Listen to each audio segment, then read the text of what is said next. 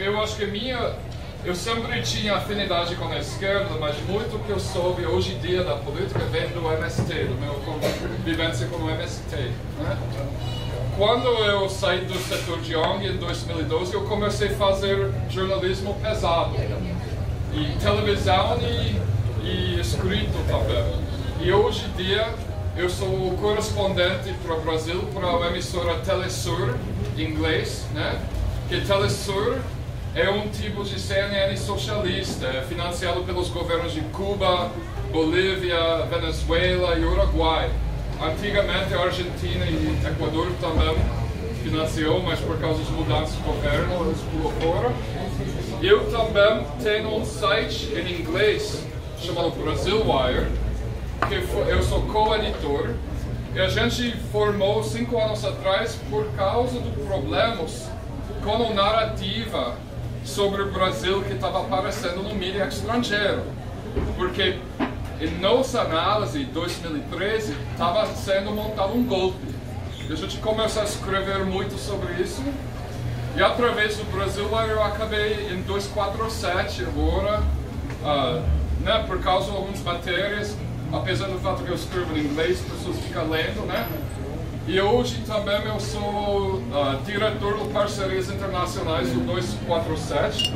Eu tenho um programa que aparece todo domingo às 16 horas, que basicamente é notícias legendadas de emissoras da notícias da esquerda dos Estados Unidos ou do mundo anglo, né?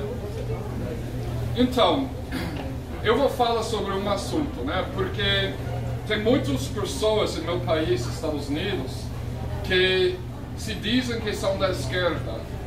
Eu vejo muito tempo, quando eles escrevem sobre outros países na América Latina, eles ficam focando muito em quais são os problemas com a esquerda desse país, porque eles não são esquerda de verdade, não sei o que, não sei o que. Se você é da esquerda de verdade, você precisa ter solidariedade com os movimentos de libertação do terceiro mundo, do mundo em desenvolvimento, e com a classe operária no mundo inteiro. Então, eu acho que o papel de um estadunidense na luta contra o capitalismo é de identificar para fortalecer a luta contra os atos imperialistas do seu país. Entendeu? Por causa disso, hoje, eu vou falar um pouco sobre o envolvimento dos Estados Unidos no golpe de 2016 e na Operação Lava Jato. É um assunto que eu venho publicando, pesquisando há muito tempo, né? Para dar uma ideia, eu descobri que em 2017, um diretor do Departamento de Justiça norte-americano deu uma palestra que foi filmado numa grande fundação da direita, Atlantic Council, que está ligado com a OTAN, em que ele fica elogiando a equipe de Lava Jato e falando como o Departamento da Justiça norte-americano manteve contato constante com Sérgio Moro e a equipe de Lava Jato informalmente. Entendeu? Informalmente, porque deu uma agilidade no processo, porque nós conseguimos ultrapassar os canais oficiais de comunicação. E quando eu publiquei uma matéria sobre isso, Valesca Martins me chamou para o escritório deles, né? Disse, mas que é isso? Que vídeo é isso? Passa isso para mim. Como resultado, eles lançou uma pedida de arquivar o processo contra Lula, porque essa comunicação informal é crime no Brasil. Você não pode ultrapassar os canais burocráticos, porque eles são estabelecidos para proteger a soberania do país. Ok? Então é um assunto que eu venho seguindo muito, né? E eu estou muito feliz que Glenn Greenwald agora está lançando esses vazamentos, que basicamente comprova tudo o que a gente já sabia o tempo todo, né? Mas agora está lá no papel, a gente pode ver. Só que eu sinto falta ainda é para ele lançar vaza uma conversa sobre esse relacionamento entre o Departamento de Justiça e a equipe de Lava Jato, porque, tipo assim, as táticas que eles estão usando não vêm do Brasil. esse sadismo de tipo, fica assediando as crianças, os filhos, os parentes, tirando o guidomântica do hospital durante a sessão de quimioterapia da esposa dela, e comida e todo esse vem dos Estados Unidos, vem do Departamento de Justiça, ok? Então eu vou falar sobre isso. Mas para começar, eu peço desculpa se você já sabe essa que eu vou falar agora, mas eu só vou explicar um pouco a minha percepção do que é o Estado, porque na idade do neoliberalismo, se você começa a falar sobre a influência dos Estados Unidos no golpe e no preso do Lula, você precisa falar em termos do Estado integral, ou Estado expandido. No Brasil a gente usa muito esse conceito do Estado expandido, mas quando Gramsci criou o conceito em 1930, e eu desculpa se não traduzi o nome do livro direito, Cadernos do Presídio, Cárcere, ele falou em termos de Estado integral. Ele falou que nos tempos modernos o Estado não usa mais a ameaça de violência contra seu povo para estabelecer hegemonia.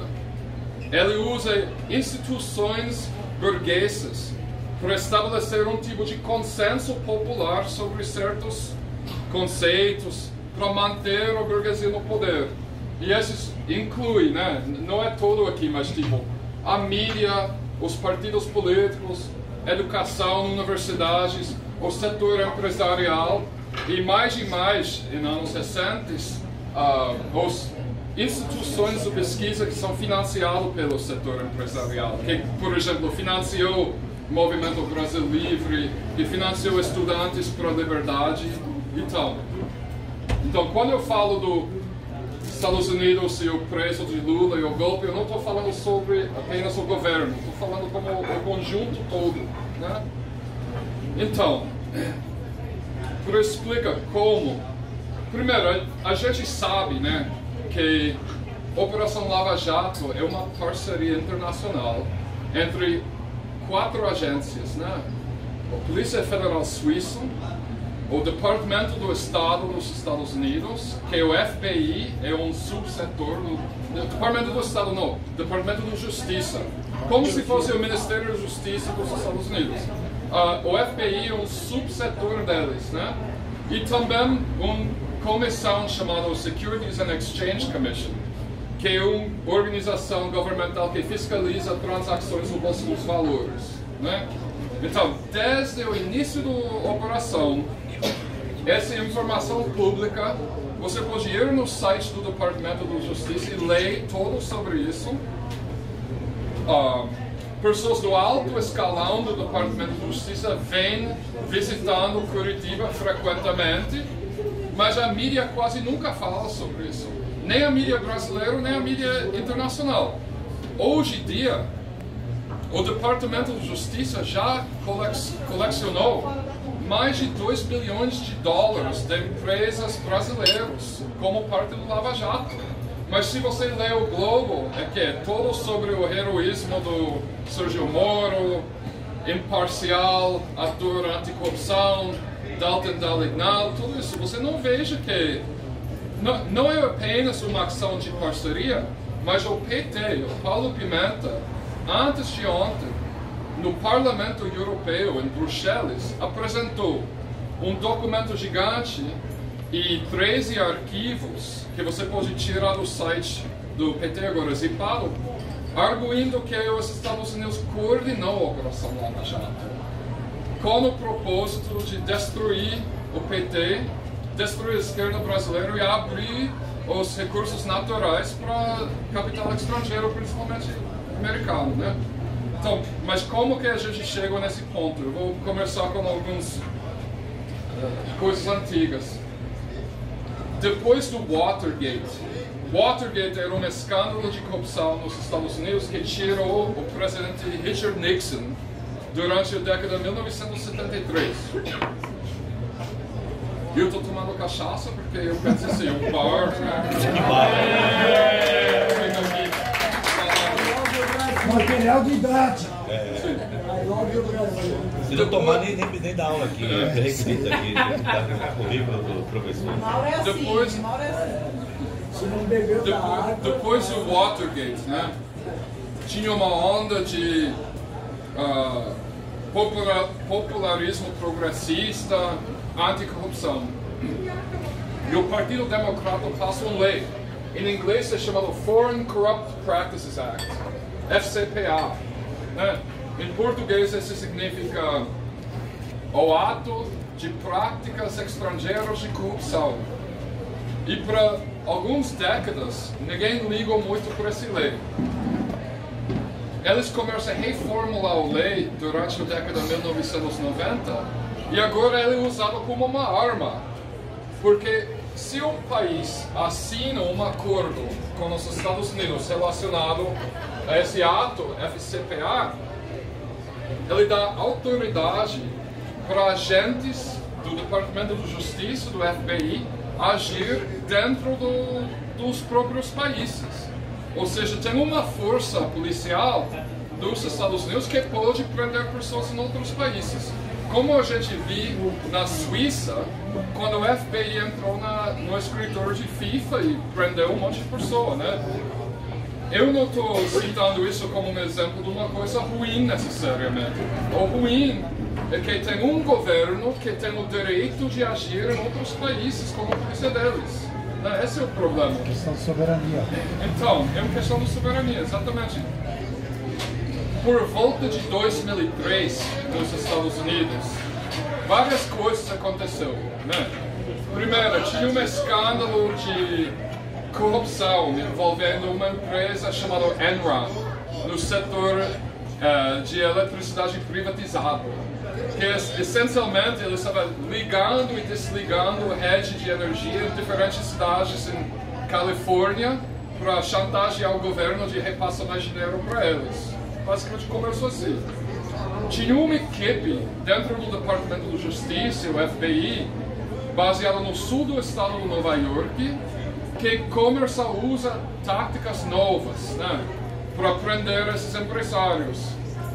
Ou delação premiada, né, escondendo provas beneficiantes ou defesa, prendendo parentes dos alvos e ameaçando eles com pena de 30 anos, 35 anos e jogando eles nos piores prejuízos possíveis até eles começam a ler o roteiro deles. Começa em 2003. E nessa época, outra coisa, nos Estados Unidos, normalmente, quando tem um escândalo, como acontece na Europa também, quando tem um escândalo de corrupção envolvendo uma empresa muito grande, que gera muitos empregos, ele é considerado grande demais para falir. Tipo assim, vamos prender 2 ou 3 pessoas dessa empresa, mas a gente vai até emprestar dinheiro para eles continuarem dando para ninguém perder o emprego. Isso que os Estados Unidos fez com os bancos que criou a crise econômica de 2008. Goldman Sachs e tal. Mas em 2003, durante esse escândalo Enron, a equipe, a força-tarefa, liderada pelo homem chamado Andrew Weissman, eles decidiu de atacar o terceiro maior empresa de contabilidade do país, que é Arthur Andersen. 35 mil pessoas perderam o emprego.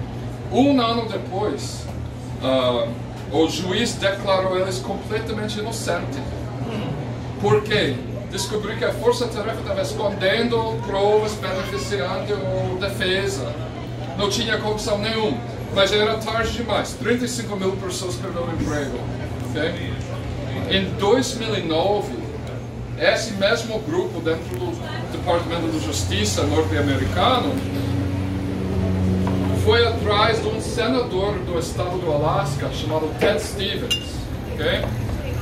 Ele foi, em plena época eleitoral, acusado de quê? De receber reformas ilegais numa casa de férias. Entendeu? Em Atibaia. Quase, como se fosse Atibaia. Okay? O que aconteceu? Ele perdeu a eleição, né?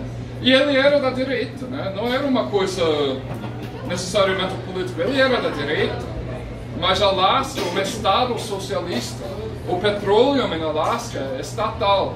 É um lugar muito rico em petróleo. Então ele era da direita, mas ele não era a favor de privatizar o petróleo em Alasca. Minha teoria, porque eles foram atrás dele.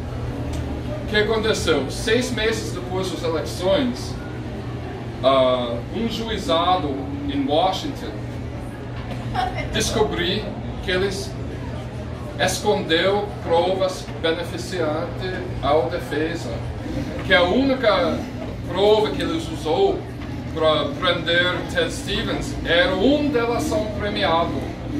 Eles descobriram que ele estava mentindo sobre o valor da propriedade, que as reformas que eles falaram que aconteceu não realmente aconteceu. E o juiz em Washington falou que foi o pior desgraça que ele já viu em 30 anos como juiz, feito com uma pessoa pública. E ele arquivou todo o processo contra Stevens. E algumas semanas atrás, 2 dos agentes do Departamento de Justiça, o chefe daquela força-tarefa, suicidou e Ted Stevens morreu num acidente de avião aqui no Porto, né? Então, andando um pouco mais na frente, o presidente da África do Sul, Jacob Zuma, eu não sei se vocês perceberam, ele foi tirado do poder. Por quê? Alguém sabe por que ele foi tirado do poder? Reformas ilegais numa casa de férias. Então, e o que a gente sabe desse caso? Estudantes do Liberdade tinham entrado no África do Sul nessa época e eles estavam criando manifestações anti-corrupção também. Porque o que eles fazem? Eles pegam pessoas como Kim Kachiguri, jovens, né? Normalmente minorias étnicas do classe operária, eles levam eles para os Estados Unidos e treinam eles como fazer manifestação. Como que você faz uma manifestação com poucas pessoas que gera muito ibope na internet. Então, a gente viu que tinha um pouco envolvimento pelo menos do Estado integral americano com esse retirado do Zuma. Zuma, eu não sei se ele foi corrupto ou não, parece que ele tinha vários problemas, mas o fato é que ele era o gerente do inteligência do Congresso Nacional Africano na época do Apartheid. Ele era uma pessoa de peso na luta anti-Apartheid, e dentro do Congresso Nacional Africano, que não é um partido muito da esquerda, mas ele representou a ala mais esquerda. Ele, em África do Sul, todo é privatizado, né? Tudo privatizado, mas ele passa uma lei habilitando a classe operária, estuda nas universidades públicas de graça, ele construi novas universidades públicas, ele foi tirado por a corrupção, e quem fica no lugar dele agora é neoliberal puro, né? Então a gente veja que tem uma experiência de usar delações premiadas para prender políticos, para ter reformas em casas de férias e na operações envolvendo alguns atores dos Estados Unidos em várias partes do mundo, incluindo os Estados Unidos. Então, o que aconteceu? Eles usam essa lei, o jeito que a lei está estruturado, eles têm autoridade de investigar qualquer empresa em qualquer país que entrou em acordo com eles, se eles têm uma conta bancária nos Estados Unidos, se eles podem comprovar que qualquer propina foi paga com dólares, né? Ou se tem qualquer relacionamento mínimo com os Estados Unidos, essa é a justificativa. E o que a gente viu que aconteceu com o Brasil? Essa lei vira uma arma política, basicamente. Então, na apresentação que Paulo Pimenta fez no Bruxelas antes de ontem, que foi eu que traduzi o documento, então está tudo na cabeça, né? Tendo no celular, se por exemplo chega uma coisa específica, parece que na época do Fernando Henrique Cardoso, em 1997, o Brasil assinou um acordo de colaboração judicial em ações anticorrupção. Okay? Mas esse acordo tem regras específicas. Por exemplo, qualquer comunicação entre os procuradores brasileiros e os procuradores estadunidenses precisa passar por um ponto centralizado, de acordo com o acordo que eles assinou. No Brasil, essa agência é o Ministério da Justiça. O que o Pimenta falou, o que as pessoas analisando o caso falam, é que essas comunicações entre Sérgio Moro e o Departamento de Justiça dos Estados Unidos não passou para o Ministério da Justiça. O Ministério da Justiça nem sabia o que estava acontecendo. E tem várias outras irregularidades nessa operação. Como que nasceu o Lava Jato? Eu não sei se vocês conhecem a história, mas vou repetir. Algumas comunicações que foram vazadas pelo Wikileaks do Departamento do Estado norte-americano falam de um congresso que foi feito em Rio de Janeiro em 2009 entre o Departamento de Justiça estadunidense e alguns procuradores públicos, agentes da Polícia Federal brasileira, que aconteceu em Rio de Janeiro. O objetivo oficial era de falar sobre ações conjuntas de combate ao terrorismo. E nessa época, os Estados Unidos ainda estava querendo convencer o Brasil que tinha Al-Qaeda no triângulo do Foz do Iguaçu, Argentina e Paraguai.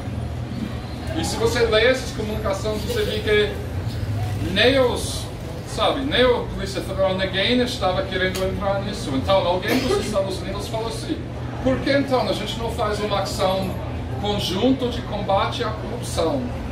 E eles falaram: mas onde que a gente vai centralizar a sua operação? Eles sugeriram 2 cidades, Cuiabá ou Curitiba. Um dos palestrantes nesse evento era Sérgio Moro. Okay? E eles também estavam, sem participação dos brasileiros, investigando a Embraer. Até o ponto que quando a Operação Lava Jato começou oficialmente, que se não me engano foi mais ou menos 2014, mas pode ser que eu estou errado com essa data, os Estados Unidos já estavam investigando Embraer para 2 anos. Já estava espionando contra a Petrobras para vários anos. Então, quando a operação começou, os Estados Unidos já tinham um monte de documentação, um monte de dossiês e tudo isso para incentivar a força-tarefa do Lava Jato a escolher os alvos e não sei o quê. Nessa época, mais ou menos, também, porque eu acho que uma das piores falhas do Dilma Rousseff, né, que ela legalizou delação premiada, né, e agora, com certeza, até ela fala que esse foi um erro. E lei de terror também. Aquela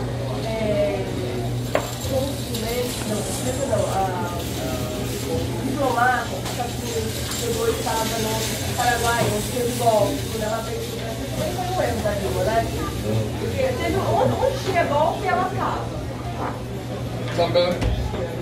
Mas eu não sei se quanto poder Dilma tinha para escolher quem dos Estados Unidos vem para... A gente sabe, por exemplo, quando começam as manifestações do 2013, por exemplo, Tom Shannon virou embaixador dos Estados Unidos. Tom Shannon era secretário adjunto do Departamento do Estado dos Estados Unidos, o número 2 do Hillary Clinton. Por que ele decidiu de baixar tanto de nível o organograma do governo dos Estados Unidos e aceitar um papel de embaixador para o Brasil nesse momento de tentativa de mudança de regime, obviamente, que a gente sabe? Tem muita coisa que estava acontecendo. Eu ouvi falar também que toda manhã todos os presidentes anti-Trump, que Trump não faz, que ele é um idiota, né? Toda manhã, quando chega no escritório, no Casa Branca, eles têm um briefing do Exército com as forças de inteligência, que é chamado Briefing de Segurança. O Brasil vira o assunto do briefing de segurança diariamente para Obama, de 2012 para frente. Por quê? Não era um país inimigo. Os outros países na lista eram Irã, Coreia do Norte. Por que o Brasil estava nessa lista também? Então a gente viu muitas coisas estranhas que aconteceu e algumas coisas que eu, em meu análise, posso dizer que vem direto dos Estados Unidos. O sadismo exibido pela equipe de força-tarefa do Lava Jato, isso vem dos Estados Unidos. O Brasil é um país que, obviamente, tem uma longa história de atrocidades brutais dos direitos humanos, mas, em meu análise, normalmente foi escondido embaixo de pelo menos uma postura bem educada das coisas. Não tinha negociar, vamos atrás dos filhos desse cara, vamos pegar o iPad do neto desse cara. Tipo, esse obviamente vem dos Estados Unidos. O uso do delação premiado, obviamente, foi uma coisa que os americanos treinou a força-tarefa do Lava Jato como fazer. É óbvio para mim. Eles estavam atrás do projeto de lei para legalizar delações premiadas e com certeza eles fez treinamento com os procuradores públicos do Curitiba sobre as táticas, que vira quase como um tipo de chantagem, né? Você pega uma pessoa que normalmente o crime dele iria ser 2 anos de preso domiciliar e fala que ele vai passar 30 anos em cadeia, né? Então, uma tática é um tipo de tortura psicológica, realmente. Então, o que aconteceu? Como resultado dessa investigação, os alvos viram que empresas brasileiras que era fundamental para o desenvolvimento desse país. Petróleo, construção civil, aviação, o projeto de submarinos nucleares, foi todo vinculado com empresas-chave para o desenvolvimento do país. Nenhum deles foi tratado como grande demais para falir, né? Quando o Sérgio Moro congelou as operações dos 5 maiores empresas de construção civil do Brasil em 2015, 500 mil pessoas perderam emprego logo na hora. Tem uma matéria em 247 hoje dizendo que só no Odebrecht perdeu 230 mil empregos. Okay? Por quê? Para destabilizar a economia brasileira nas vésperas de um golpe. É uma tática que os Estados Unidos usam historicamente. Tinha um estudo de Harvard, Universidade de Harvard, em 2000, aquela faculdade onde metade dos ministérios do Bolsonaro fingia que estudou. Pretendiam estudar. Em 2000, e Sérgio Moro parece que fez um cursinho de 2 semanas lá uma vez também. Eles publicou um levantamento em 2002 falando que entre 1898 e 1994 foram 44 golpes do Estado lançados pelos Estados Unidos e na América Latina. E uma média de 1 em cada 2 anos e 6 meses, mais ou menos. Okay? Se você analisa esses casos, em quase todos os casos, antes do golpe, teve um período de destabilização econômica, como ele está fazendo em Venezuela agora. Né? Tipo, no Chile, em 73, tem uma fala do Henry Kissinger, ele falou, faz a economia deles gritar. Tipo, estrangula, eles lançam um boicote internacional do cobre chileno, total, que estrangulou a economia do Chile antes do golpe. Então, eu li uma matéria no BBC que cita um estudo que fala que da queda do PIB em 2015, que se não me engano foi 3,8%. Se eu erro um pouco é porque eu estou bebendo cachaça aqui. Mas mais ou menos 2,5%, né? Ou seja, a maioria dessa queda no PIB foi por causa da Operação Lava Jato, por paralisação que eles fez na indústria de construção civil. Fala-se em 7 milhões de empregos desde 2014 para cá, esses 13 milhões de desempregados, 7 milhões são resultado direto ou indireto da Lava Jato. Quando eu falo do 500 mil, foi 500 mil perdido naquele mês no setor de construção civil diretamente como resultado das paralisações. Né? O número total com certeza é muito maior. Desde então, deixa eu falar mais uma coisa. Vocês também sabem que nessa época a Agência Nacional de Segurança norte-americana estava fazendo espionagem de Dilma Rousseff, né? Estava fazendo espionagem de Dilma Rousseff. E também do Petrobras. E um outro detalhe, tem um fraude histórico dos Forças Marinhas norte-americanos, estadunidenses, chamado South Command, o Comando do Sul. Ele foi desmontado durante a década de 1960. 6 meses depois da descoberta do pré-sal, o governo remontou o Comando do Sul. Okay? E começou a espionagem de Petrobras e tudo isso, né?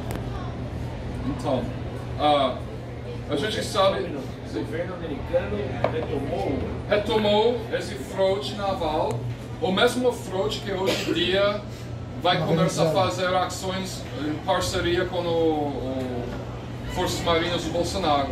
Eles vão colocar um almirante brasileiro como co-diretor das operações, que você sabe que é uma piada, que ele está lá em nome, mas quem manda é os Estados Unidos. Ok? Os Estados Unidos começam a fazer espionagem forte em Petrobras. E eles também estavam, sem participação dos brasileiros, investigando a Embraer. Até o ponto que quando a Operação Lava Jato começou oficialmente, que se não me engano foi mais ou menos 2014, mas pode ser que eu estou errado com essa data, os Estados Unidos já estavam investigando Embraer para 2 anos. Já estava espionando contra a Petrobras para vários anos.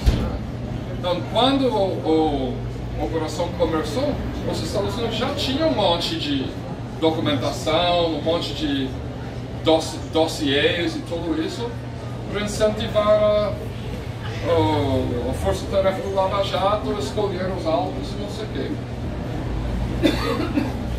Nessa época, mais ou menos, também, porque eu acho que uma das piores falhas do Dilma Rousseff, né, que ela legalizou delação premiada, né, e agora, com certeza até ela fala que isso foi um erro. E lei de terror.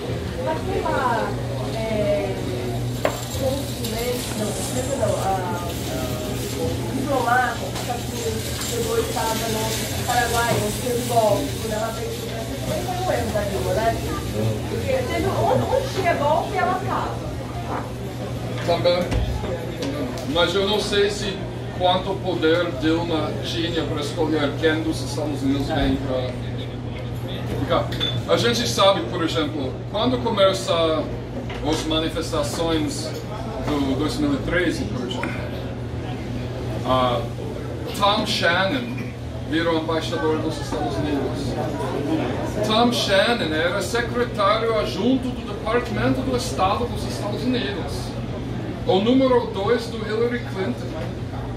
Por que ele decidiu de baixar tanto de nível no organograma do governo dos Estados Unidos e aceitar um papel de embaixador para o Brasil nesse momento de tentativa de mudança de regime, obviamente, que a gente sabe?